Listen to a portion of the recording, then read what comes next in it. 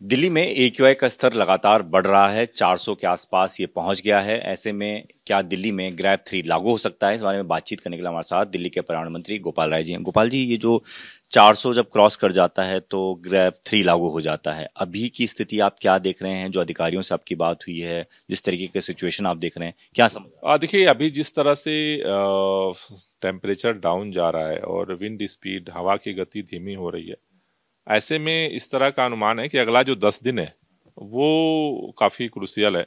अगर जो दिल्ली का एवरेज एक्यूआई है वो 400 के पार जाता है तो फिर हम ग्रैब 3 की तरफ विचार करेंगे और सभी परिस्थितियों पे हम लोग नज़र बनाए हुए हैं अभी, और जो भी जरूरी कदम होगा उसको उठाएंगे।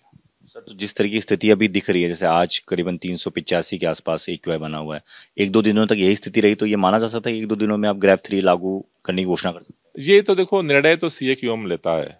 सीएक्यूएम ने जो अपना मानक बनाया है, तो अगर सीएक्यूएम इसका निर्णय लेता है तो हम दिल्ली के अंदर उसे लागू करेंगे।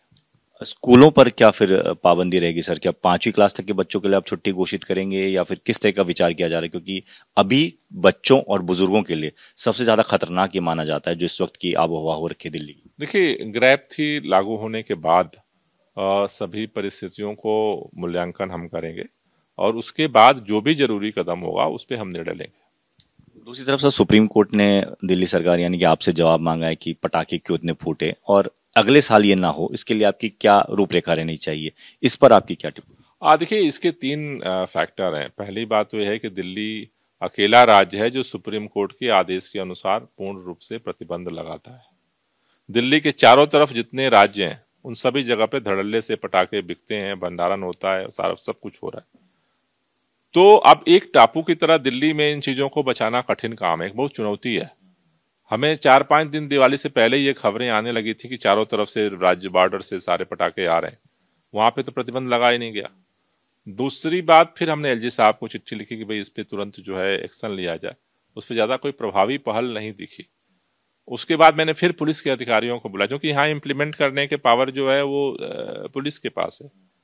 हमने मीटिंग की, उन्होंने कहा था कि हम इस पे काम करेंगे, लेकिन चूंकि अब पुलिस केंद्र सरकार के अधीन है, दिल्ली सरकार के अंडर में नहीं है, तो यहाँ पर 3 फैक्टर है। पहला तो ये है कि पटाखों का प्रतिबंध सफल हो, इसके लिए उत्तर भारत के सभी राज्यों में एक साथ प्रतिबंध लगाने की जरूरत है, पहली बात।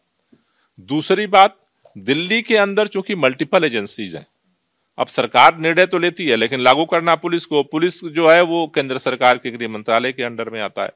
तो ये जो चीज है इम्प्लीमेंटेशन, फिर काफी एक बड़ा टफ काम होता है। तो ऐसे में मेरे जो पूरी बात समझ में आई है सारा, कि इसमें उत्तर भारत के सभी राज्यों में इसको लागू करने के लिए और दिल्ली के अंदर भी, चूंकि पुलिस का कंट्रोल भारतीय जनता पार्टी की केंद्र सरकार के पास है, इसलिए इस पूरे सुप्रीम कोर्ट अगर ये डायरेक्शंस देता है कि भाई केंद्र सरकार इसका नोडल पॉइंट बने, तो दिल्ली में भी और प्रभावी तरीके से हो सकता है।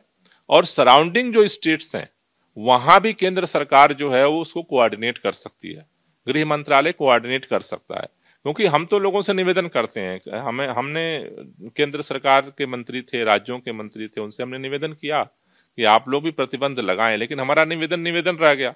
पटाखे तो सारे तरफ, दिल्ली के चारों तरफ सभी राज्यों में बिकते रहे, फूटते रहे। तो इसलिए मेरा अनुभव ये कहता है कि उत्तर भारत के सभी राज्यों में प्रतिबंध हो। दूसरा, केंद्र सरकार इसका नोडल पॉइंट बने, तो मुझे लगता है कि ज्यादा प्रभावी तरीके से इंप्लीमेंट होता है।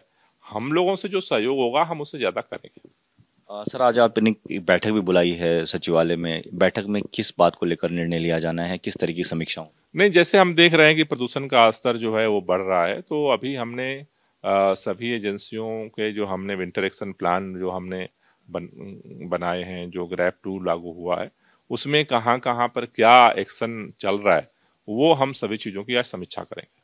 बातचीत के लिए तो जिस तरीके के हालात हैं उसको देखते हुए आज समीक्षा बैठक जो है दिल्ली के प्रधानमंत्री मंत्री गोपाल ने बुलाई है, जिसके बाद आगे की समीक्षा की जाएगी। कैमरामैन मनीष निहाल के साथ Deepak Singh Rawat, ABP news, Delhi. For exclusive and insightful videos, subscribe to our new channel ABP Live Premium.